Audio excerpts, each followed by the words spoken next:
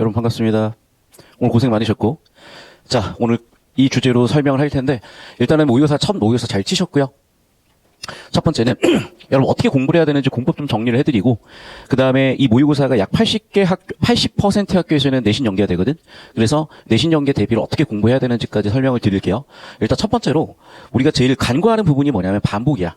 그러니까 오늘 같은 경우도 제가 여러분 지금 학교에서 시험 치고 왔죠. 그리고 여기 오셔가지고 또 80분을 치셨죠. 자, 왜 이렇게 한 거냐면 첫 번째는 말 그대로 반복 때문인데, 이게 내신 연계됐을 때 결국 이거예요. 반복을 많이 한 친구들은 훨씬 더 본문이든 내용이든 답이든 기억날 확률이 높고, 그러면 틀릴 일은 줄어든다는 거야. 자, 두 번째는 뭐냐면요, 변수 제거야. 자, 이 부분인데 반복을 하게 되면 공부에서 장점 뭐냐면 첫 번째 시간은 줄고 실수는 는다는 거야. 죄송해요. 실수도 줄다는 거야. 그 다음 정확성은 높아진다는 거야. 다시 세 가지. 당연히 반복을 했으니까 정답이 되는데 필요한 사고들만 집중할 수 있을 거고, 군더더기 사고가 필요가 없어질 거고, 생각의 속도도 빨라져요. 그래서 반복을 하시면 좋은 건 뭐냐? 일단 시간은 줄어. 그 과정에 당연히 정확성은 높아지면 실수는 줄 거 아니야. 결국에는 우리가 시간 안에 점수를 확보한다는 측면에서는 무조건 반복이에요. 구체적으로 얼마나 반복을 해야 되는지냐면, 일반 계고 기준으로는 보통 한 번 끝나면 얘네들이 4에서 3등급 맞습니다. 그리고 2회 정도 끝내면은 얘네들이 보통 3에서 2등급 받고요. 3회 정도 끝내주게 되면 얘가 2에서 1등급. 그리고 5회 이상으로 가게 되면 고정 1등급이라고 보시면 돼요. 이게 일반 계고 기준이고, 특목 아니면 무슨 전국의 자사고들이라든지 되게 치열한 고등학교들 있죠. 이제 그런 고등학교들은 곱하기 2배 정도 해주시면 돼요. 구체적으로 반복을 어떻게 하는지는 이제 수업 들으시면서도 알 거고, 따로 제가 공법 영상에서 봐드릴 테니까 이렇게 보시면 되겠고, 예시를 들어드리자면 이거야. 첫 번째로 학교 수업 필기를 해요.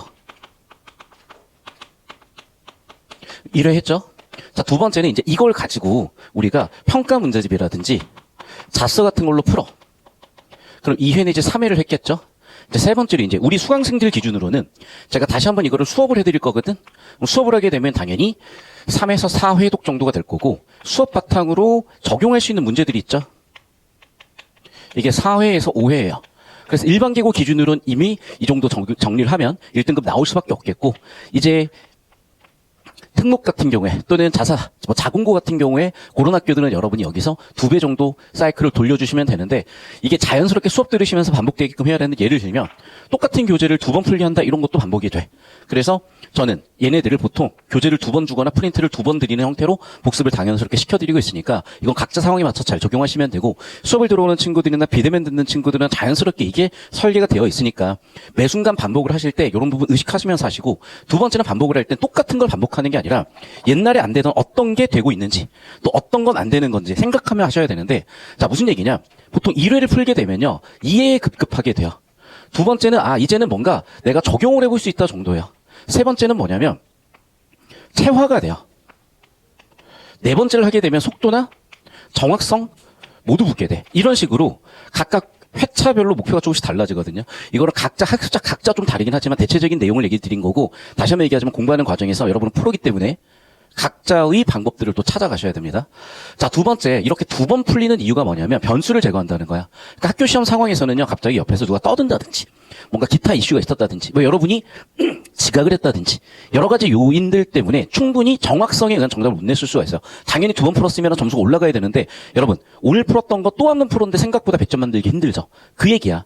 그럼 내가 2번을 풀어도 또 틀리거나, 첫 번째 풀었을 때 틀렸고 두 번째 풀었을 때 틀렸어. 근데 그 겹치질 않아. 그럼 벌써 지금 문제들이 다 있는 거죠. 다시 한번 얘기한다. 이거를 비교하셔야 돼. 비교하시면요, 2번 틀린 것들이 있을 거야. 즉, 학교에서 틀린 것들이 있을 거고, 혼자 풀었을 때 또는 하고 나서 풀었을 때 틀린 것들이 있을 거예요. 그러니까 얘는 내가 완전히 모르는 애들이죠. 두 번째는 얘네들은 각각의 문제가 있었겠죠. 그럼 얘네들도 마찬가지야. 단순히 틀렸다가 아니라 왜 틀렸다를 알아야죠. 즉, 원인을 아셔야 문제에 대한 해결책이 보이신다고. 됐어요? 그래서 틀렸다는 당연한 거고, 왜 틀렸다를 작성하셔서 그래서 해법은 무엇인지까지 고민해서 오답 정리하시는 거야. 그래서 이게 끝난 다음에 3단계는 이제 오답 정리까지 가세요. 자, 이거는 앞으로 내신이나 모의고사 같이 큰 시험에서 무조건 반복하셔야 되고, 이 반복 경험을 누가 제대로 했냐에 따라서 그 매 시험들이 여러분의 성장의 밑거름이 되냐, 아니면 그냥 무의미하게 흘러가는 시간들이냐 구분이 되실 거라고. 다시 한번 얘기해드립니다. 우리 고1 학생들 첫 시험을 쳤고요. 이 첫 시험 끝나고 나서 뭘 하셔야 되는지 공부법을 지금 설명드리고 있고, 첫 번째는 가급적이면은 학교 시험 쳤으니까 얘는 그것대로 놔두시고 하나 더 출력해서 풀어보셨어요. 이렇게 반복하는 이유, 모든 공부의 시작은 반복인데 이유를 설명을 드렸고, 내신 대비를 어떻게 반복하셔야 되는지까지 설명드렸고, 자, 두 번째, 제가 이렇게 두 번 풀리는 이유는 변수를 제거해서 비교하기 위해서다. 그러면 이렇게 공통적인 문제도 있겠지만 차이인 애들도 있을 거거든. 그러면 변수 제거가 되니까 왜 틀렸는지 좀 더 이유가 명확해질 거고, 그러면 문제점, 해법 찾기도 더 쉬울 거다.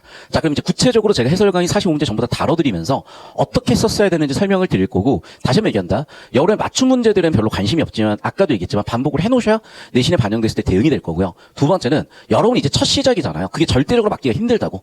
그럼 다시 한번 말씀드리지만 배운 내용들 차곡차곡 쌓아가시면서 아, 저렇게 하는 거였구나라고 배우시면 되겠어요. 그래서 오늘 해설하고 총평 정리한 다음에 내신 연계 출제 예측까지 정리해드리겠습니다.